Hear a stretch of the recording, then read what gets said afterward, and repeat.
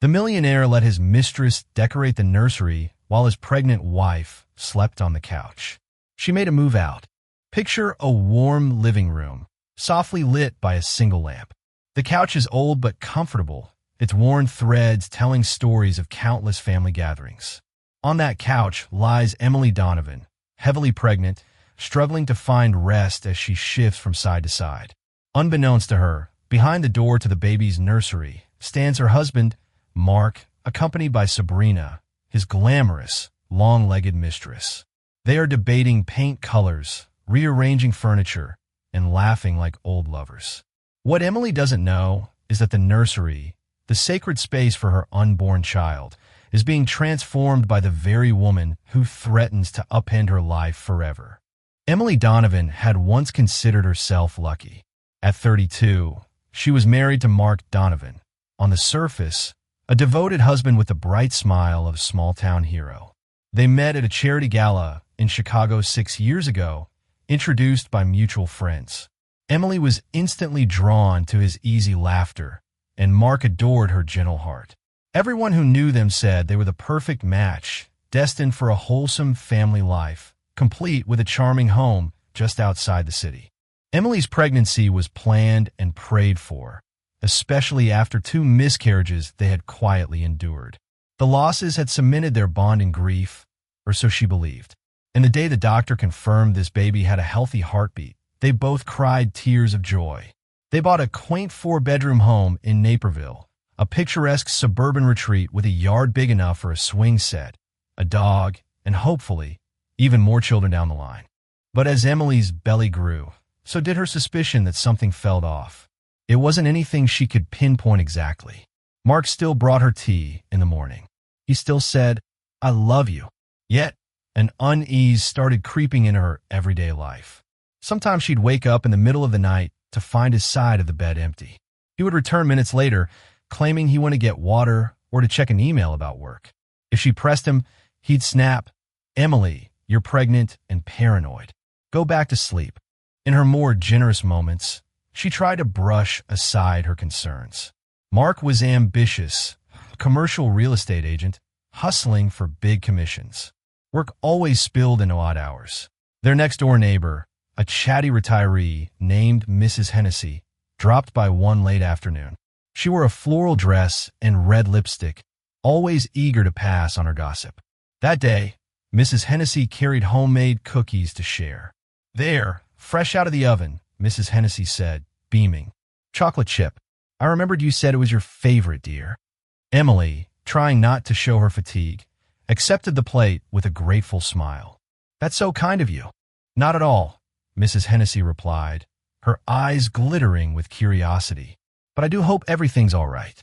I noticed Mark leaving very early this morning and not coming back until late yesterday. It must be tough managing on your own while pregnant." Emily's stomach tightened. She forced a polite grin. "He's been traveling a lot for work. Real estate deals," she said, as if reciting a line from memory. Mrs. Hennessy patted Emily's hand. "Just be careful not to overexert yourself, dear. You need rest." After the neighbor left, Emily perched on the couch, letting out a deep sigh. She wanted to believe Mark was buried in work, but doubt gnawed at her mind. She traced a hand over her swollen belly, whispering, "It'll be okay," though she felt far from certain. That very night, Mark came home with an apologetic grin and a handful of daisies. Emily accepted them, but her heart recognized a certain hollowness in his eyes. That weekend, Mark spent hours in the basement rummaging through old boxes. When Emily asked him what he was looking for, he brushed her off. "Just some things for the nursery," he said vaguely. "I promised you I'd clear space." The nursery, a sunlit room with pale yellow walls, was a sacred place in Emily's mind. She dreamed of white cribs and plush toys, lullabies and bedtime stories. She loved to imagine the baby's tiny fingers wrapping around her own. Mark's sudden interest in rummaging for decor piqued her curiosity, but she said nothing. After dinner, Mark's phone buzzed multiple times with text messages.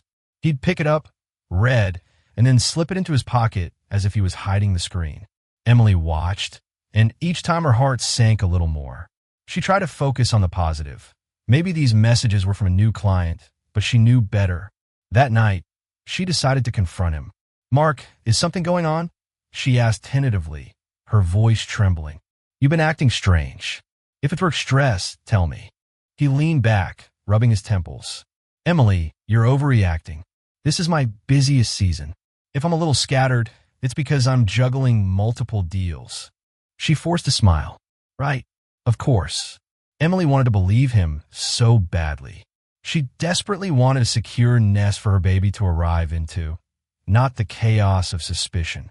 So she let the conversation drop, telling herself Mark would never lie to her so callously. Would he? 2 weeks later, Emily was at her obstetrician's office for a routine checkup when her phone buzzed.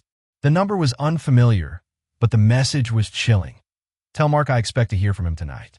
Sabrina." Emily's heart pounded. She glanced around the doctor's waiting room, suddenly dizzy, and quickly stuffed the phone back in her purse. Who was Sabrina? Was she a client? A co-worker? Why was she texting Emily's phone? Emily inhaled, trying to collect herself before her appointment. That evening, she set the dinner table quietly. Mark arrived later than usual. He tossed his jacket onto a chair and sauntered into the dining room without a greeting. Emily handed him a plate of lasagna, forcing small talk about mundane topics. Then, summoning her courage, she said, "Who is Sabrina?" Mark froze. He looked up sharply. "Where did you hear that name?" "She texted me," Emily replied, her voice trembling. "She said to tell you she expects to hear from you tonight." His face paled, but he tried to compose himself. "She's an old friend," he said, struggling for casualness. "We had a project we worked on together. Must have had your number from some group text or something." Emily stared at him, tears pricking the corners of her eyes. "Mark, if it's a misunderstanding, just tell me. But don't lie. Not now. Not when we're about to bring a child into this world."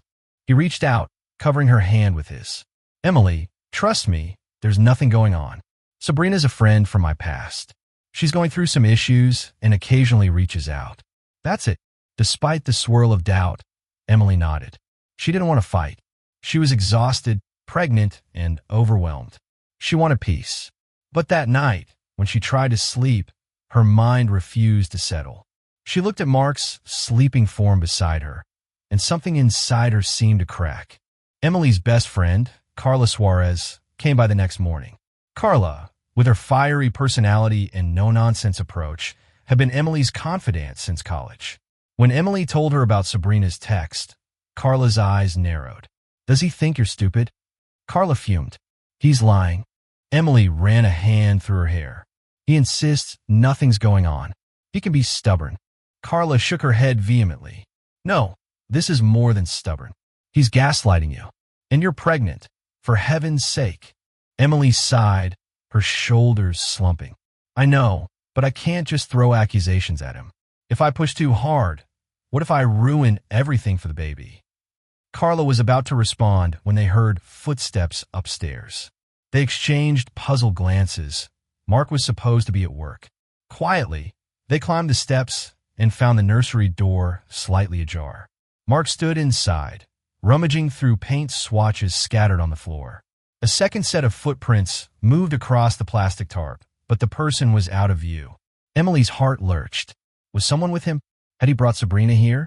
She gently pushed the door open. Suddenly, a tall, elegant brunette stepped out from behind the door. Her hair was pinned in a sleek style, and she wore expensive designer shoes that clicked on the hardwood floor. She carried a pastel pink paint swatch in her manicured hand. "Emily." "Hi," Mark said, trying to appear casual, but his eyes screamed panic. This is Sabrina. She's an interior designer. She offered to help with the nursery." Carla's mouth fell open. Emily felt faint. She clutched Carla's arm, her breath stuck in her throat. The woman standing before her was everything Emily feared: confident, stylish, and dangerously at ease in their home. Sabrina gave Emily a dazzling smile, as if they were best friends meeting for lunch.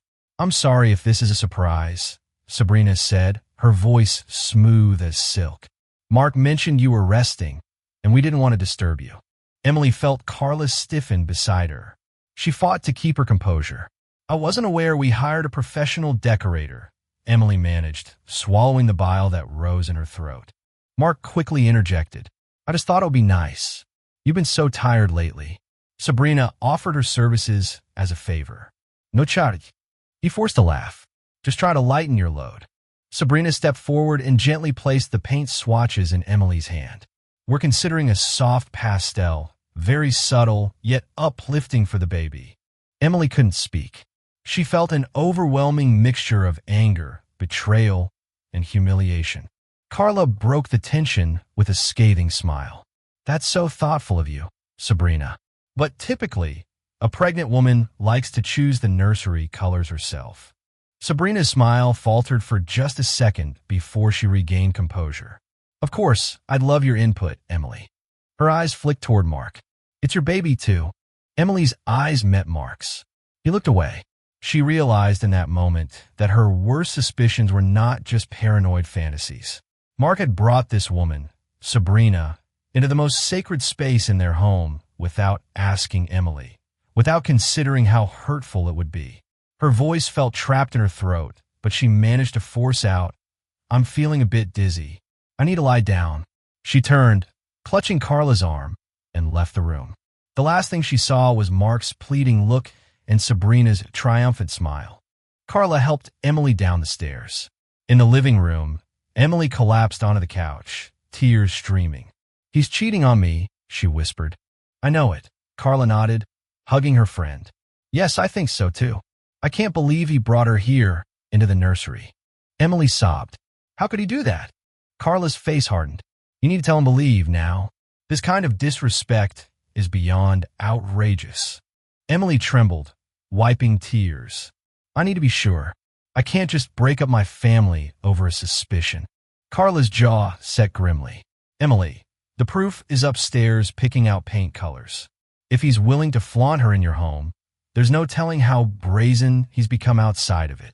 Before Emily could respond, Mark descended the stairs, looking frantic. Sabrina was nowhere in sight, likely still in the nursery.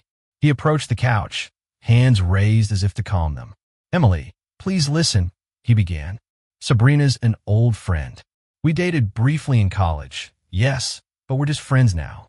She's an interior designer, and I needed help with work. I barely have time to breathe, and you've been so tired. I thought this was the best solution. Carla let out a short, angry laugh. You must think we're stupid or blind. Mark glared at Carla. This is between me and my wife. Carla crossed her arms. Not anymore, Mark. You've dragged me into it, and I'm not letting Emily go through this alone. Emily's voice was weak but determined. Why didn't you tell me about hiring her, Mark? Why do this behind my back? He sighed heavily.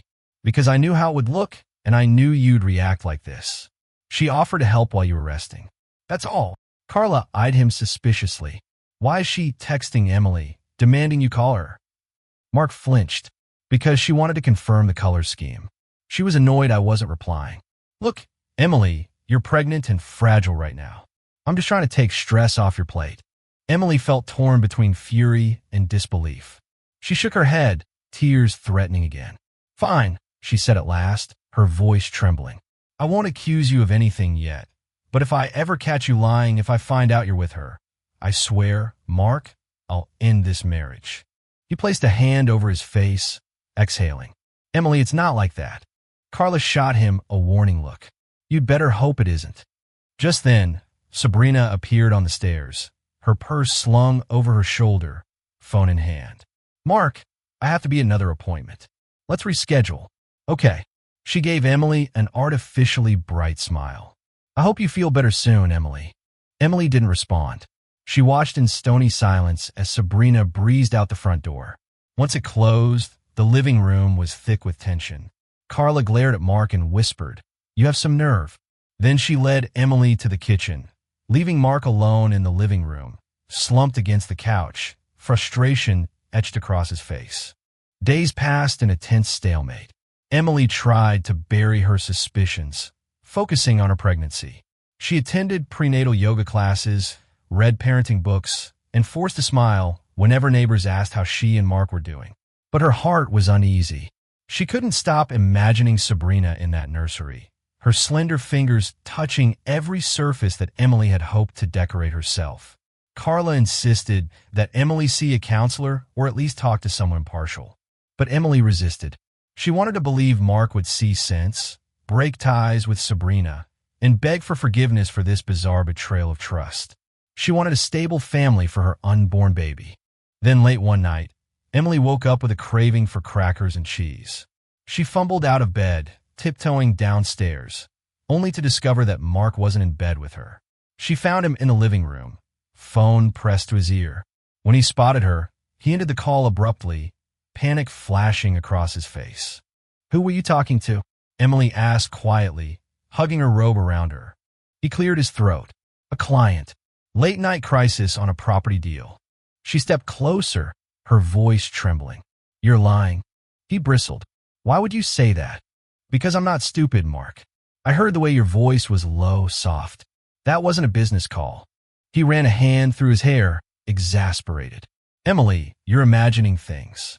You need rest." Before she could respond, he brushed past her, heading upstairs. Emily stood there for a moment, shock and fury roiling inside her. She turned to look at the nursery door. A single lamp was on, bathing the half-painted walls in a dim glow. Emily walked inside, her fingers trailing over the crib Mark had assembled the previous week. She noticed a small detail she'd missed earlier. The paint was a shade of soft lilac, quite different from the pastel pink Sabrina had shown her. Could it be that Mark really was trying to fix things on his own? Or was the lilac color another secret between him and his so-called friend? She didn't know which possibility hurt more. The idea that Mark might be guilty of an affair, or that she was losing her mind trying to figure it out. Emily's sister, Melissa, flew in from Denver for a weekend visit.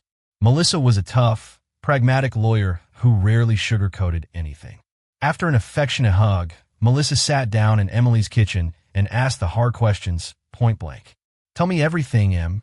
So Emily did. How Mark's phone buzzed at odd hours. How Sabrina had been introduced under suspicious circumstances. How Mark's explanations never quite added up. Melissa listened intently, her expression darkening. "How far along are you now?" Melissa asked.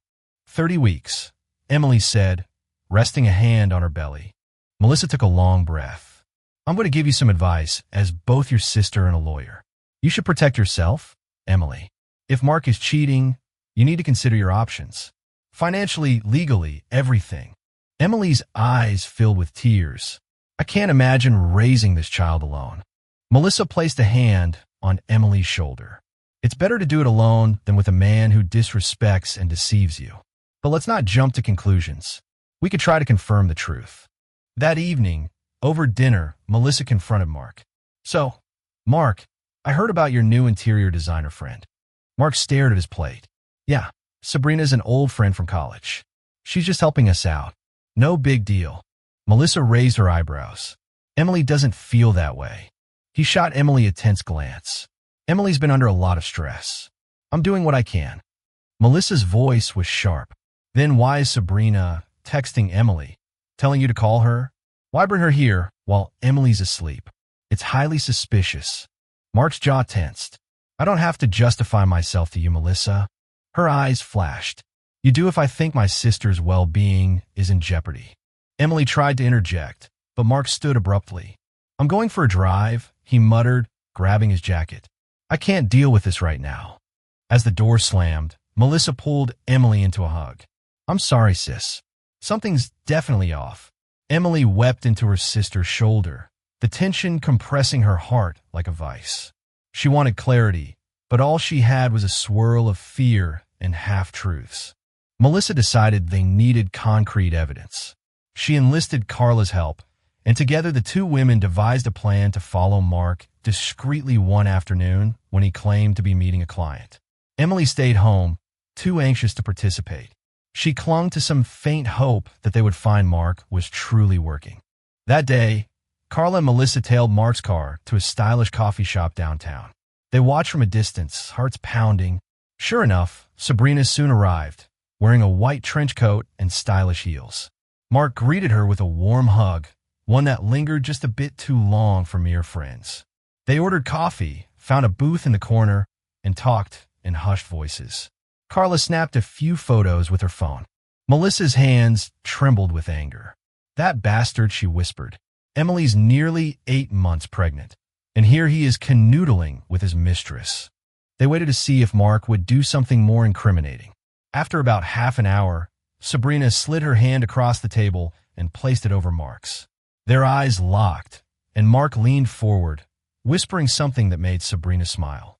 The intimacy between them was undeniable. Carla's voice was thick with emotion. "What do we do now?" Melissa clenched her fists. "We show Emily. Let her decide. But first, let's get more proof." They followed Mark and Sabrina as they left the coffee shop together. Sabrina hopped into her silver BMW. Mark got into his SUV. They parted ways. Carla and Melissa, with a sense of grim determination, drove back to Emily's house.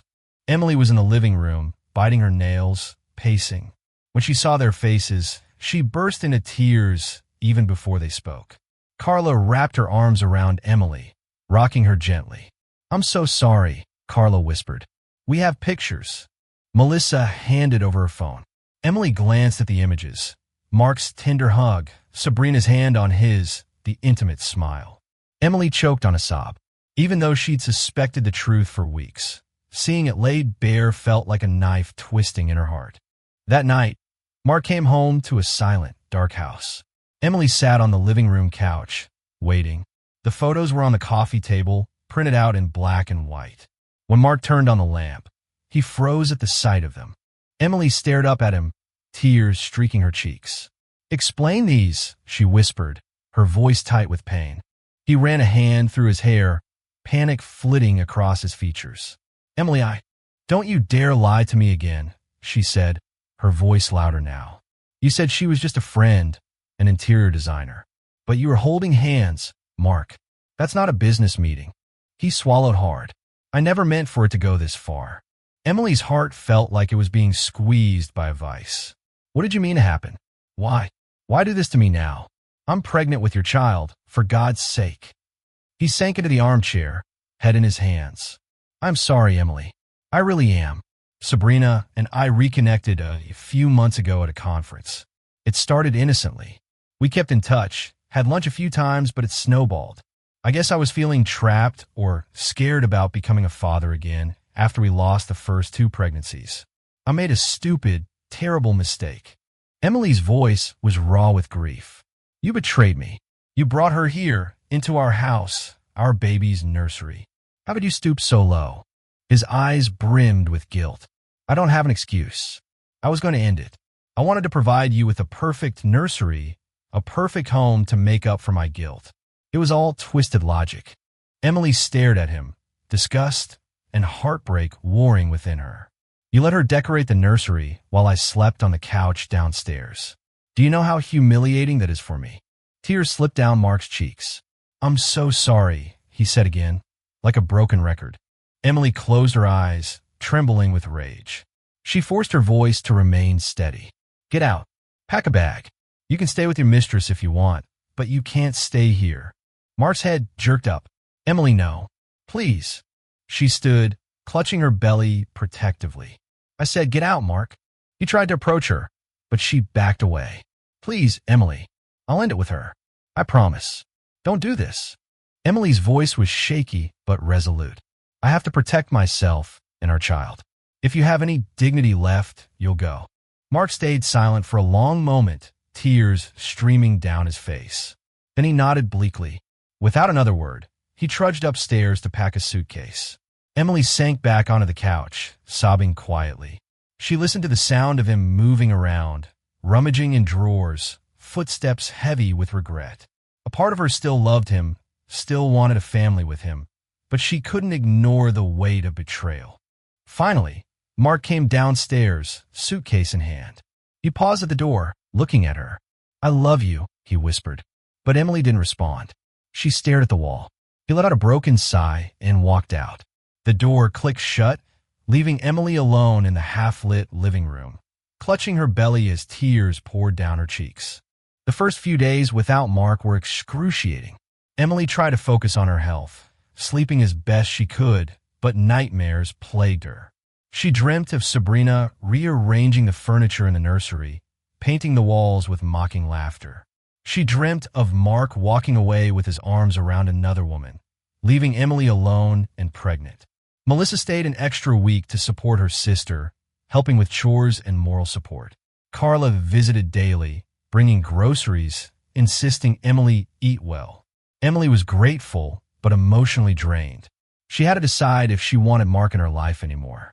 Each day, Mark called or texted, begging her forgiveness, but Emily ignored most messages. One morning, as Emily sat at the kitchen table, her phone rang. It was Sabrina. She almost didn't answer, but a surge of anger propelled her to pick up. "What?" she spat. Sabrina's voice was calm, almost gentle. "Emily, I know you have every reason to hate me. I'm not calling to justify anything. I think you deserve to know that Mark and I are done." He ended it. Emily's stomach turned. "Why are you telling me this?" "Because," Sabrina hesitated, "I realized what we were doing was wrong. When you let me decorate the nursery, I felt thrilled at first, but seeing how hurt you were, how unfair this was, I can't keep doing this.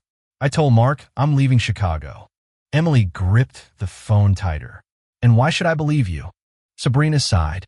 "You don't have to, but if you're hoping to reconcile with him, I wanted you to know there's no longer anything between us. I'm truly sorry for the pain I caused. I never should have come into your home. You didn't deserve that." Emily felt tears threatening again. She despised Sabrina, but there was something raw and regretful in her tone. "Well," Emily managed, "thank you for calling, I guess. But don't expect me to forgive you." "Understood," Sabrina said softly. "Good luck with the baby." After the call ended, Emily sat there numb. She couldn't decide if Sabrina's call was an act of genuine contrition or just an attempt to ease her own guilt. Either way, the damage was done. A week later, Emily finally agreed to meet Mark at a neutral location, a counseling office. Dr. Andrews, a soft-spoken therapist specializing in couples on the brink, welcomed them into her cozy session room. Emily's heart pounded as she sat across from Mark, noticing his disheveled appearance and the dark circles under his eyes. Dr. Andrews introduced herself and asked them to share, one by one, what had happened. Emily spoke first, her voice quivering with anger and hurt. Mark listened, tears sliding down his cheeks. He didn't interrupt. When it was his turn, he confessed to the affair, emphasizing he was lost and overwhelmed. He sobbed about the miscarriages, how he felt guilty for not protecting Emily and the unborn babies. He claimed he didn't know how to handle the fear of losing another child. Sabrina was a distraction, he said, a way to escape the terror of impending fatherhood. Dr. Andrews nodded empathetically. "Mark, that must have been very painful. But you realized the betrayal only added to Emily's suffering, right?" Mark nodded vigorously. "Yes, I regret it more than anything in my life." Emily's voice was quiet. "I still love him," she admitted, tears in her eyes. "But how can I trust him ever again?" That session was a roller coaster of emotions. Shouting, crying, silence. By the end, Mark begged for another chance. Emily was torn, her heart aching. She wanted to give their child a united family, but the trauma ran deep. Over the next few weeks, they had several more counseling sessions. Mark stopped seeing Sabrina, even blocked her number. Emily confirmed Sabrina had left town. Slowly, Mark began showing real remorse. He moved in with a friend, gave Emily space, and never forced contact. Every day, he sent a text checking on her health, but never pushed for immediate forgiveness. Emily's anger softened a fraction. Dr. Andrews guided them through honest conversations about fear, grief, and betrayal. Yet Emily struggled with vivid flashbacks. Sabrina in the nursery, Mark's phone calls late at night, the humiliating sense of being replaced in her own home. While Emily and Mark were stuck in a painful limbo, fate dealt Mark a harsh blow. His company discovered financial irregularities in a property deal he had closed months before. One of his business partners suspected Mark had been neglecting certain verifications, possibly because he was too distracted by his affair. When the partners dug deeper, they realized Mark had approved deals without proper due diligence, resulting in a significant financial liability. Mark was summoned to a board meeting. After hours of questioning, They decided to suspend him indefinitely without pay. Devastated, Mark confided in Emily during a tense phone call. "I might lose my job," he said, voice cracking. "I messed up, Em. I was so consumed with Sabrina, with hiding my tracks, that I neglected my responsibilities at work. This is all on me." Emily listened in stunned silence. "I'm sorry," she finally said, not knowing what else to say. If Mark lost his job, their financial stability would plummet, especially with a baby on the way. The ramifications could be dire for Emily as well. Yet, she couldn't bring herself to comfort him wholeheartedly. This was his mistake, and now his karma was unfolding. When Emily told Carla about Mark's job crisis, Carla gave a sarcastic snort. "Serves him right, cheating on you like that." But Emily felt a pang of pity amid her anger. Mark was still the father of her child. She couldn't help but remember the good man she married, the one who had been supportive and loving through the miscarriages. Was this cosmic punishment for Mark's betrayal? Should she take some satisfaction in it? Or should she pity him? Emily found herself texting Mark later that evening. "I heard about your job situation. Let me know if you need to talk." It was a small olive branch.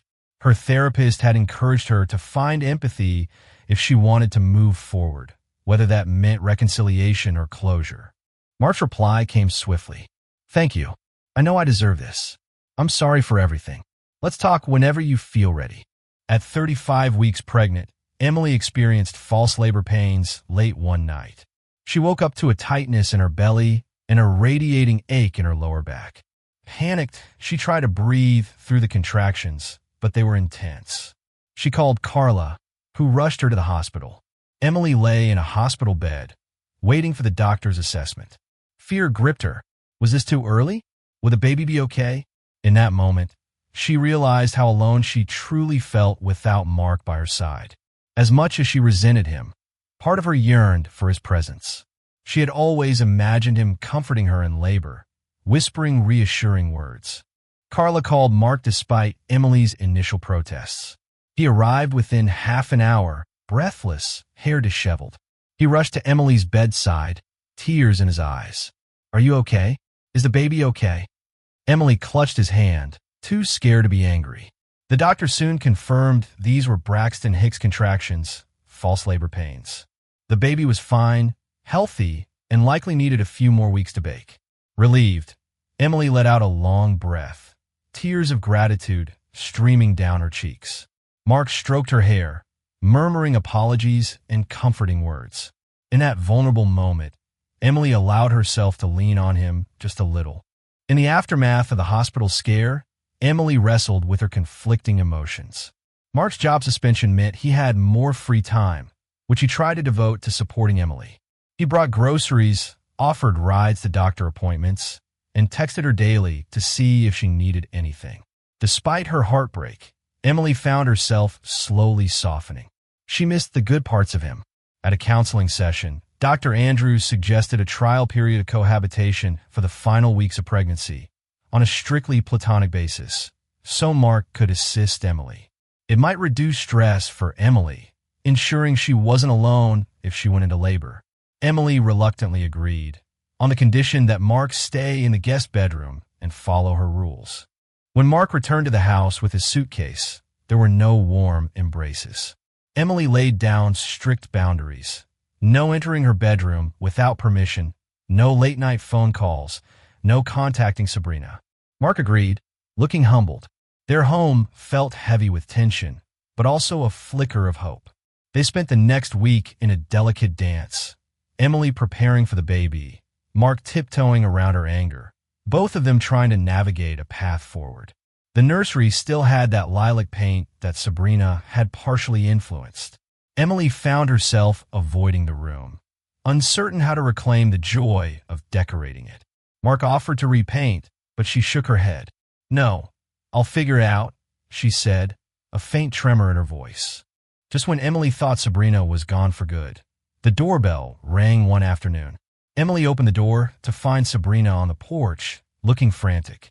Her hair was unkempt, her eyes puffy from crying. Emily's heart pounded with dread. "What do you want?" Emily demanded. "I thought you left town." Sabrina held up her phone. "I did leave for a while, but I came back to resolve some personal matters." She inhaled shakily. I'm sorry to barge in like this. Something happened, and I need to warn Mark. Emily crossed her arms. Warn him about what? Sabrina swallowed hard. I heard from an old colleague at the real estate firm. Someone's trying to pin all the blame for the financial irregularities on Mark. They might sue him personally for negligence. It could ruin him financially. And she hesitated, glancing at Emily's pregnant belly. I'm worried. Emily's stomach lurched. She stepped back, letting Sabrina in, though every fiber of her being hated this woman's presence. Mark's in the living room. Sabrina entered, and Mark jumped up from the couch, shock written on his face. What are you doing here? She told him everything about the legal threat. They're building a case against you. I wanted you to be prepared. Mark ran a hand over his face, letting out a string of curses. He glanced at Emily, who stood by the doorway, arms wrapped protectively around her stomach. I thank you for telling me, he said to Sabrina, his voice strained. Sabrina nodded, fidgeting with her purse strap. Despite everything, I don't want you destroyed. I'm sorry about everything that happened, Mark. Emily's voice was ice. You two can talk in the kitchen. I'll be upstairs. She left them to their conversation, her mind reeling. Mark stood to lose everything. Even though the affair was Sabrina's fault as much as his, Emily felt a wave of dread about their unborn child's future. If Mark was sued, their finances could implode. Her baby's stability might be at risk. Anger flared. Mark's betrayal was costing them more than just emotional pain. Mark called in a favor from a lawyer friend, Derek Pierce, who confirmed Sabrina's warning. The real estate company was indeed poised to shift all blame on Mark to protect their reputation. Mark faced possible lawsuits, hefty fines, maybe even the end of his career. Derek suggested a settlement negotiation might be possible, but it wouldn't be cheap. Emily watched Mark wrestle with the fallout. He spent hours on the phone consulting with legal advisors, trying to salvage his career and finances. Ironically, Emily realized Sabrina had done them a favor by alerting them in time. She felt a begrudging sense of relief, but also a resurgence of bitter memories whenever Sabrina's name came up. Each evening, Emily retreated to her bedroom, her mind swirling. She was torn between fury at Mark's betrayal and pity for the desperate man trying to fix his life. It struck her that karma had come swiftly for Mark. His affair was now overshadowed by the looming destruction of his professional life. Perhaps it was justice, but it also threatened Emily's own security. One evening, close to Emily's due date, Mark knocked on her bedroom door. She hesitated, then told him to enter. He stepped in carrying a stack of baby items, onesies, blankets, a soft teddy bear, a lamp shaped like a moon. Emily, I know I can't undo what I did, he began, voice trembling. But I want to make the nursery ours again, not hers. I picked out some things I hope you like. Emily sat on the edge of the bed, tears welling up. Mark, no matter what you buy, you can't erase the fact that you brought her into that space first. He nodded, setting the items down carefully. I understand, but maybe we can start fresh. I'll repaint the walls any color you choose. She looked at the stack of baby items thoughtful, sweet, probably something he'd have done months ago if he hadn't been distracted by Sabrina. Her chest tightened. Lilac, she whispered. He blinked, confused. But I want to keep the lilac, she said, voice shaky. I don't want to pretend the pain never happened, but maybe we can transform it into something better, something ours. Tears glistened in Mark's eyes. Anything you want, Emily. And I promise, no more lies. I'll do whatever it takes to earn back your trust, if that's even possible. She stared at him, memories flashing. Their wedding day, the day they learned she was pregnant for the third time, the agony of losing the first 2 pregnancies. She rubbed her belly, feeling a soft kick. Finally, she said, we'll take it one day at a time. Days later, Emily felt the first real labor contractions. This time, it wasn't a false alarm. She labored at home for hours, Mark at her side, quietly supportive, holding her hand through each wave of pain. Carla arrived to help, along with Melissa, who had flown in again. Surrounded by anxious loved ones, Emily made her way to the hospital when the contractions intensified. Mark was a rock during the labor. He massaged her lower back, wiped her sweat, whispered words of encouragement. Despite the betrayal, Emily found herself clutching his hand, relying on him. Every time a contraction hit, she squeezed his fingers, letting out gasping breaths. He didn't flinch. He stayed present, tears in his eyes, urging her on. Finally, after 12 excruciating hours, a wailing cry filled the delivery room. Emily collapsed back against the pillows, sobbing with relief. The doctor placed a beautiful baby girl in her arms. Mark broke down in tears at the sight of his daughter. "She's perfect," he choked out. Emily gazed at the tiny face, overwhelmed with love, heartbreak, hope, and exhaustion all at once. She glanced at Mark, who was openly weeping. For that moment, she felt the bond they once shared, the bond that had led them to create this little life now resting in her arms. The baby wriggled, eyes scrunched shut, pink cheeks so full of promise. In the weeks after the baby, whom they named Olivia, arrived, Mark's legal crisis intensified. Negotiations dragged on, the threat of a lawsuit looming large. Mark was forced to liquidate some investments and dip in his savings to pay for legal fees. Emily watched the man who had once confidently stood at the top of his professional game crumble under financial pressure. He sold his prized sports car, the one he used to drive on weekend joyrides, symbolizing the glamorous lifestyle he tried to maintain. In a twist of further irony, Sabrina's warning had helped, but the settlement still meant Mark was effectively fired from the firm and carried the stigma of negligence. He had to sign a non-disclosure agreement to prevent any further scandal. Though he avoided the worst of the lawsuits, his reputation in the real estate world was tarnished, his future employment prospects uncertain. One evening, Mark returned from a grueling meeting with his lawyer, shoulders sagging in defeat. He found Emily in the nursery, rocking Olivia in the lilac-painted room. He sank to his knees beside her, pressing his forehead against the arm of the rocking chair. "It's all gone," he whispered. "The money, the job, everything I spent years building." Emily looked down at him, her heart torn. "This is your karma, Mark," she said gently, though tears slipped down her cheeks. "But you're still Olivia's father. If you're willing to work hard, you can rebuild. We can rebuild." He looked up, eyes brimming with gratitude and sorrow. "I don't deserve it," he said, voice thick with emotion, "but I promise I'll never betray you again." Time passed, marked by the sleepy rhythms of a newborn schedule. Emily and Mark continued counseling, navigating the tense waters of trust rebuilding. Some days, Emily felt close to forgiveness. Seeing Mark tenderly hold Olivia, singing soft lullabies, made her heart swell. Other days, the memory of Sabrina in her home, the text messages, the lies, twisted her stomach in knots. She couldn't decide if she should let him stay for good or ask him to leave once he found stable work. Meanwhile, Mark threw himself into fatherhood. He woke up from midnight feedings, changed diapers, and rocked Olivia to sleep so Emily could rest. He also looked for new job opportunities, though nothing promising arose. The black mark on his record was significant. That didn't stop him from trying. He took on freelance consultancy, wrote up business plans for startups, even considered a complete career switch. Emily watched his efforts with guarded optimism. Part of her felt compassion for him. After all, he was truly putting in the work.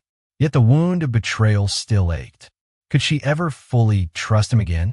The final turning point came on a day Emily would never forget. A local magazine, Real Chicagoland Homes, published an expose on real estate fraud in suburban areas. Mark's name appeared in a brief paragraph citing an agent who settled out of court after allegations of negligence. Though they didn't mention him extensively, it was enough for old acquaintances to recognize him. Calls and texts flooded in from friends, family, and former coworkers. Some offered sympathy. Others were critical or gossipy. Emily felt suffocated by the sudden attention. She worried about the future, how this scandal could follow Mark, overshadowing every effort to redeem himself. Through it all, Mark's remorse was palpable. He sat on the back porch one evening, holding Olivia and gazing at the sunset, tears sliding down his cheeks. Emily, observing from the doorway, felt her anger melt into a cautious empathy. She remembered the old Mark, The man who had once danced with her in the kitchen, the man who cried with her during the miscarriages, the man who seemed genuinely repentant now. Quietly, she joined him on the porch, sitting beside him as he cradled Olivia. She placed a hand on his shoulder. "We'll get through this," she murmured. His eyes flicked to hers, shining with hope. "Does that mean?" "It means I'm willing to try," she said softly. "But understand this, our relationship will never be the same. I'm still hurt, Mark, but for Olivia's sake, and because I still love the part of you that's good, I want to see if we can rebuild." He nodded, voice trembling. "I'll do whatever it takes." Months rolled by, then years. Emily learned that forgiveness was not a single moment, but a process, a daily choice to let go of resentment and work towards something new. Mark attended individual therapy sessions, confronting the demons that led him to sabotage his marriage. He apologized to Emily in ways big and small, from heartfelt letters to consistent acts of kindness, cooking, cleaning, letting her sleep in while he cared for Olivia, and later, their son, Leo, who arrived 2 years after his sister. They repainted parts of the house together, chipped away old memories, and built fresh ones.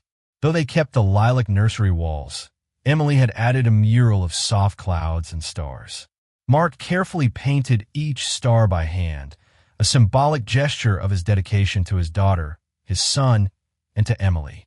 Financially, they had struggled, but Mark, with humility and perseverance, took a job at a friend's small real estate startup for a fraction of his old salary. He worked long, honest hours, slowly re-establishing credibility, not as a high-flying millionaire, but as a diligent, trustworthy agent. Emily, supported by Carla and Melissa, found strength she didn't know she possessed, sometimes babysitting for extra income, but mostly focusing on their growing children and the healing of their family. They cut expenses, sold off extraneous belongings, and learned to live on a tighter budget, discovering a richness in simplicity they hadn't known before. Yet in the midst of hardship, there was a new sense of partnership forming, stronger and more authentic than before. Every time Mark felt discouraged, he'd look at Olivia's wide eyes or Leo's cheeky grin and remember what truly mattered. He'd press a kiss to Emily's forehead, thanking her for giving him a chance he felt he didn't deserve, a chance he vowed to honor every day. One sunny afternoon, years later, Emily stood in the doorway of what was now Leo's room, the same lilac walls still there. Olivia, a bright-eyed 6-year-old, was reading a picture book to her giggling 4-year-old brother in his crib. Mark came up behind Emily, slipping an arm around her waist. "Remember when these walls felt like a monument to betrayal?" He whispered, his voice thick with emotion. Emily leaned back against him. "I do." But now, she looked at their children, their laughter filling the room. "Now, they remind me that even the deepest wounds can heal, and that sometimes what's broken can be rebuilt into something even more beautiful and resilient."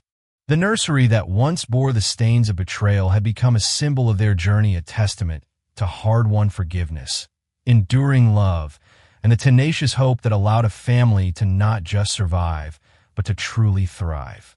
Emily's journey was far from simple. She faced heartbreak, humiliation, and the crushing weight of deception. Yet she found the strength to forge ahead, not just for her children, but for herself.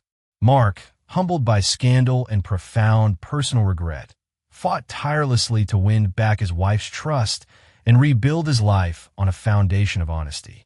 Slowly, day by day, they had rebuilt their marriage, transforming the ashes of their past into a future bright with promise, a future they faced together, hand in hand, their love for each other and their children the truest measure of their wealth. If you've been captivated by this real-life drama and the powerful lesson it carries, please let us know your thoughts in the comments below. We'd love to hear what resonated with you.